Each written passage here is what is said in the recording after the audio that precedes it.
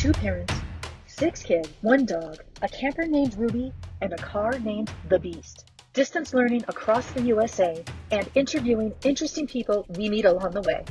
This is the Ruby Road Stage Tour Podcast.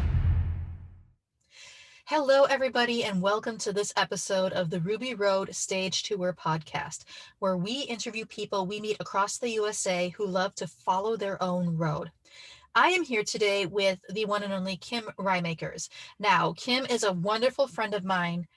She is one of my coaches. I'm one of her coaches. Although we have never met in person, we have become dear friends. So Kim is awesome because she is a mom to two wonderful kids. She has a great husband, and she recently moved her family from Canada across the Atlantic Ocean to the Netherlands, which is no small undertaking in itself. She did this during a global pandemic. So Kim is a go-getter. She knows how to get things done. Kim, welcome to the show. Thank you. Such a great introduction. I love it. So Kim, as you know, the guest always gets to decide the topic for this podcast. So Kim, the stage is yours. What do you want to talk about? Oh boy, I've been thinking about this all day because I'm like, oh, there's so many things you could talk about, right? Of course, I've got the limits of what I'm not allowed to talk about. Okay. But for me, this is what's been coming up for me this week, and I think this is really relevant for others. It's just understanding why you're doing something and how that leads you to finding your voice. Okay. So Tell me more. Well, as you said in the introduction, I'm also a coach. You're a coach, so we work together and help each other that way. But one of those things that drives you is also like, why am I doing this? Because it is sometimes really hard. Or let's put it in a better phrase of words. It's not easy, right? Just to watch the language patterns we're using there. And I just like, what is this fire? Like I needed something to relight my fire. And I thought I figured out why I do all of the things that I do. And I went through an exercise and found a new one again. And I should not say a new one, but have dug deeper and deeper into the why. And I found that with myself and with like some of my clients that when we don't really understand the why that's happening, we're losing the momentum. And we're also keeping ourselves somewhat smaller, right? So we're not not expressing ourselves in the way we want to, or really not maybe showing up the way that we want them to show up. So that was my topic. Are you up for it? I'm up for it. Let's go. So let me ask you a question. When you're talking about your why, is this like why you do what you do in business, why you do what you do in your relationships or as a parent? What are you talking about when you're saying your why? For me, my why is really why do you do you? So what is really at the core that drives everything, drives the reason for business, drives your personal way, your relationship. And that's I can keep this really close and personal for me right now. That's how I feel about my why right now, is that I'm just like, okay, things are clicking into place once I really put words to it. So do you mind sharing, what is your why? Yeah, sure. So my why is that I want women to know their own power and how loved and cherished they truly are. And sorry, go back through it again. This really stems from how I grew up, from my life experiences of realizing I was being told I wasn't important. Being a woman was not as good as being a man, those kinds of options, and kind of losing that voice. So when I started the journey of the exercise that I followed to find my why, the first thing I started was I wanted to show my children what it's like to live unleashed and in my own power. But when you dug into it, I always realized like I keep giving away my power and I keep doubting, well, am I good enough? Right. And I realized this is the reason. So showing women their power, how truly loved and cherished they are, also has everything to do with me, but it also drives my business. It drives my relationship with my children, with my husband, with other women, but with other men as well.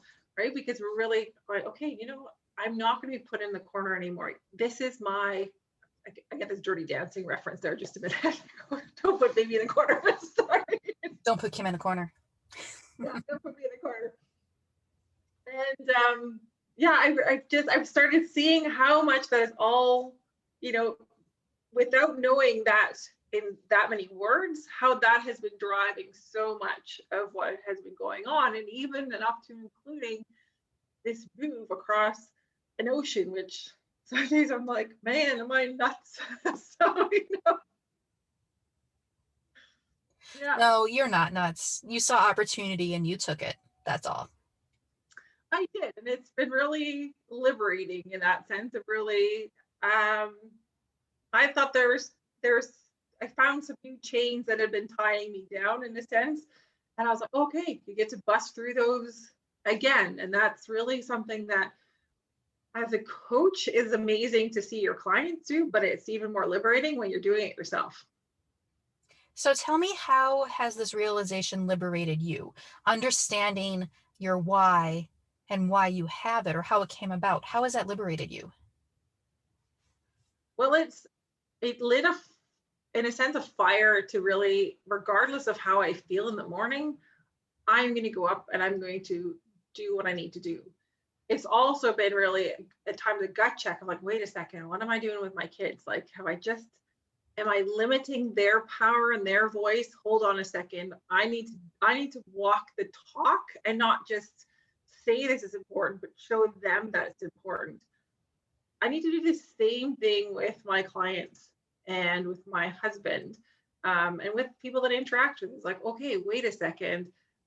You have a story. You can tell it, and it's unique. And for so long, I thought my story wasn't unique, and neither was my voice. So you think, we'll just fade away in the background rather than really stepping up and, yeah, letting yourself shine for who you are. Beautiful.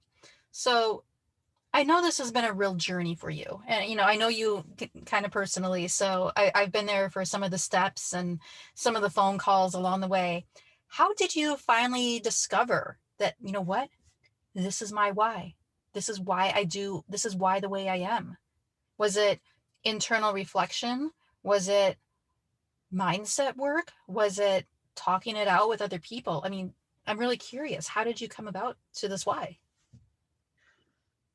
Well, I've done the Find Your Why exercise a couple of times, and as a also former black belt, Carmen, you might appreciate the 5 times why exercise that we've had to do in. And I still think that's a brilliant exercise. So for those of you, though, for those of blah blah blah blah blah blah, for those listening, for the non-black belts, or for the non-black belts who are listening, that's the outtake for the day. For the non-black belts who are listening, can you briefly describe that 5 why exercise?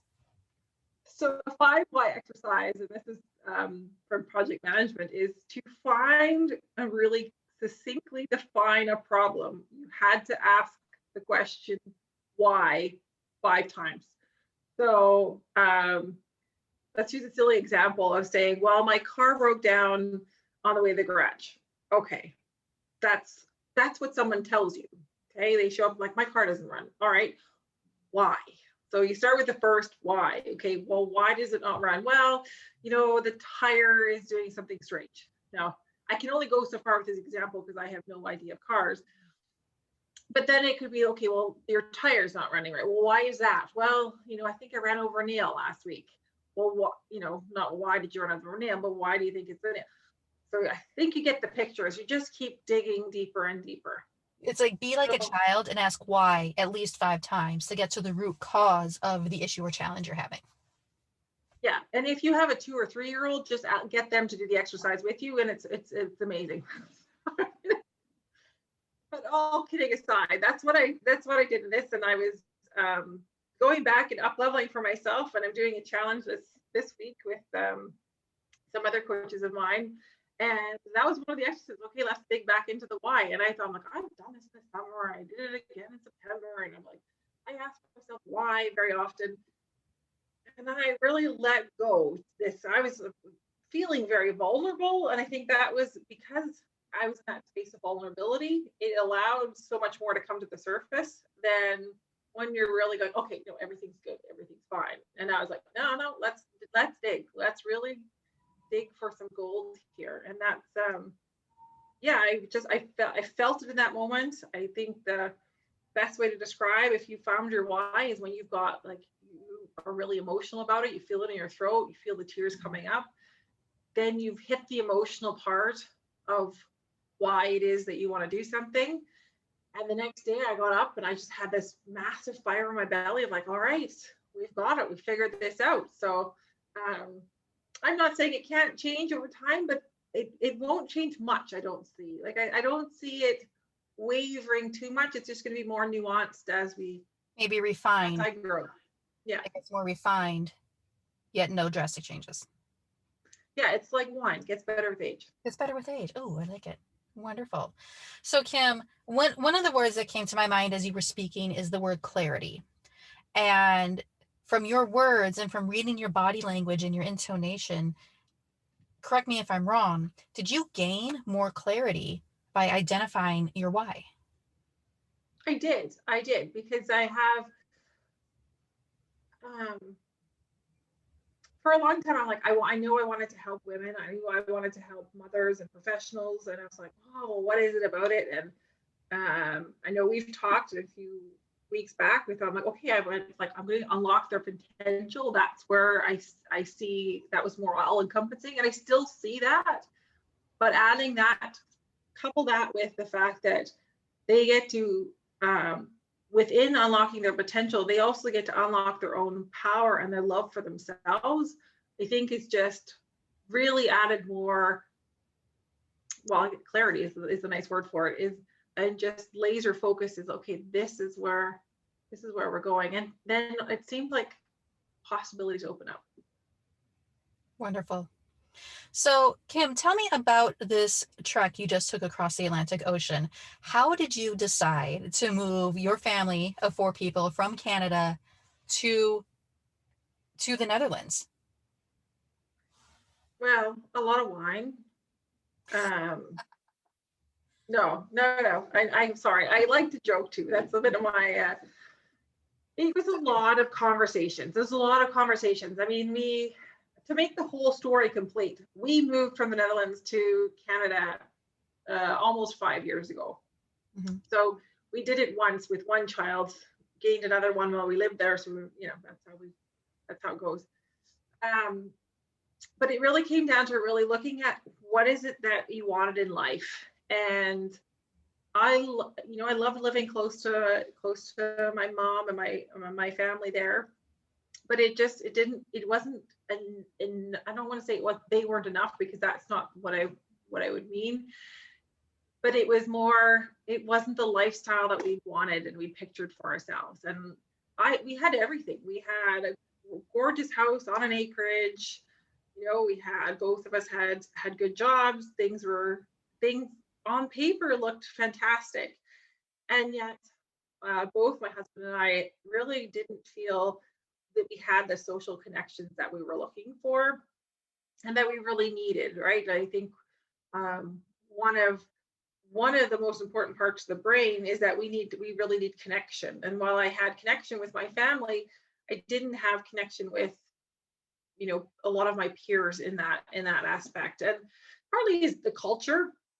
We lived in Manitoba, which is I always call it the middle of nowhere. It's a flyover country for Canada, in the sense, like between Vancouver and Toronto, that's pretty much flyover zone. Although Calgary might argue on that point. But that's what drove to it. I remember asking my husband at one point, we're sitting on the back porch, and it's a Saturday night in the summer, and I'm making a puzzle. He's doing his Twitter, and I'm like, really? This is it? Like, don't you feel like we've retired? Like, I'm not quite there. I'm not quite ready for that yet. And so that was the question, who are old with? And that was, for us, it was important to really make that decision. And especially since I work with women and to help them figure out what is it that they want, what is it that who they truly are. I can't then decide to hide out because it's comfortable. I need to really step into that myself and pursue the dreams that I had. And I found that really important also for my children as a role model. So we'll see where they ever end up when they get to be adults, although they're still promising to live with me for the rest of their lives. So my son is still proposing marriage. I've been trying to tell him that's not allowed. Oh, So, yeah, my boys do that every now and story. then. I get it. I get it. Yeah. So what has been your biggest lesson in deciding to pick your family up and move across the planet? What did you discover about yourself? I don't know if it's so much as discover as that it reconfirmed how incredibly determined that I can be. And when I put my mind to it, that I get it done. And this is, for me, it was just dealing with one thing over the other. And I'm thinking now, the one lesson I did have is really to have faith in myself. So there were days I would be repeating this mantra, like, okay, like I'm going to trust, I'm going to trust, I'm going to trust, and really just and let go of the outcome. So as an example, we stepped on an airplane, 4 people, and all I had was I booked a house on the seaside for 10 days. That's all I had. We had no house that we were going to. My husband did have a job set up, like his responsibilities for the move was get a job, get a house. So he had a 50% success rate. So we left. But yeah, no, we didn't have anything else. And it was nerve-wracking. But yeah, we just pushed through it with the knowledge in trusting myself, but also my husband, and trusting both of us that we would figure this out, we would get it done. And in less than 3 weeks, we had a house. So we moved into a house, camped out there for a week before our container arrived. So we got the container, we had our car arrive because we shipped our car. And my husband started his work within a month of arrival. So it was busy. It came together nicely for you. Things lined up for sure. It did. The other lesson is that it went so easily in that sense. Like, it's not saying that at times you don't get stressed or anxious, like, but it was the ease with which it all kind of fell into place that it really showed, okay, this is the right path for me. And this story lines up so perfectly with what we're talking about today, as knowing your why, because you and your husband had definite reasons why you wanted to make this move across the country, across the ocean. And it's like, once you embraced your why, made the decision, things just lined up. It was amazing. Yeah, definitely. So it has been an adventure. It's still an adventure. And I also reflected back today as like, I've been pretty uncomfortable the last month too. I'm like, I think I'm needing to start really embracing this uncomfortable, because I've been uncomfortable for months now. And it's like, wow, I'm surviving. It's not like, I encourage my clients to get uncomfortable, but I never realized how incredibly in an uncomfortable situation I put myself in for the last, goodness gracious, 4 or 5 months, and have thrived in it. So wonderful. So I do need to tell the story real quick. As everyone knows who's listening, we are touring, distance learning, road learning across the USA for 9 months in an RV. Kim might have had a little something to do with our decision to take off and make this happen. During one of the coaching sessions when she was coaching me, I don't remember the exact words, but essentially I said, I'm bored, I need to change it. And Kim said, then go change it. And then we ended up on this trip. Kim, I want to thank you, because your coaching made it a lot easier for me to embrace the idea of doing something big, doing something different, embracing the discomfort that comes with it, and taking my family along for the ride and for the fun in the process. So thank you. We owe you a debt of gratitude for that. You're most welcome. And the thanks is more than enough. All right. So Kim, thank you for this wonderful topic on finding your why, knowing your why, and embracing your why. Do you have any last thoughts for the listeners? One, and this is again another lesson that's percolating up. Surround yourself with people who will continue to lift you up, and then the journey becomes effortless. Wonderful. I love it. Kim, where can we find more of you? How can we get in touch with you? Good question. I'm on Facebook. If you are going to look for my business page, it's facebook.com/Kim Raaijmakers Coaching, which I know is a really hard one to spell. But otherwise, you could just look up a Facebook profile as Kim.Raaij. I think that's it after the slash. And you should come up and find me. Wonderful. Everybody, go find Kim. She is a wonderful person to have in your life. I have no regrets for having met you. And she can help you find your why and get on your journey. This is Carmen Ventrucci with another episode of the Ruby Road Stage Tour podcast. Be sure to tune in for our next episode. Check us out at therubyroad.com and check out my business page at www.truesisulife.com and find out how I can help you with the mindset, clarity, and business mechanics you need to succeed as a business owner. We'll see you in the next episode. Sorry, my mouse is. I've got my mic resting on my Kleenex box, which moved my mouse and it scared me. I know, like I have my computer on a box in my lap in the car, and I had to like move the seat forward so the dashboard could help support the computer on my knees on the box. This is the real life. This is podcasting.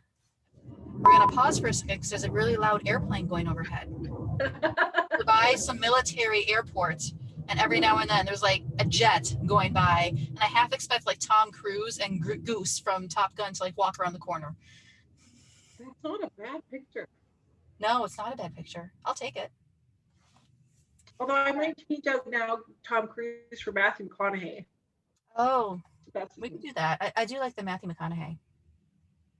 That's good too. So I'm going to kind of rephrase where I was because I don't remember exactly where I left off. Sorry, got distracted by sex appeal. That's okay. We got distracted by hunks of Hollywood for a moment. Hey guys, thanks for joining us on this episode of The Ruby Road. Make sure to click that subscribe button, turn on the notifications, and give us a thumbs up. Share it with your family and friends. Be part of our adventure. See you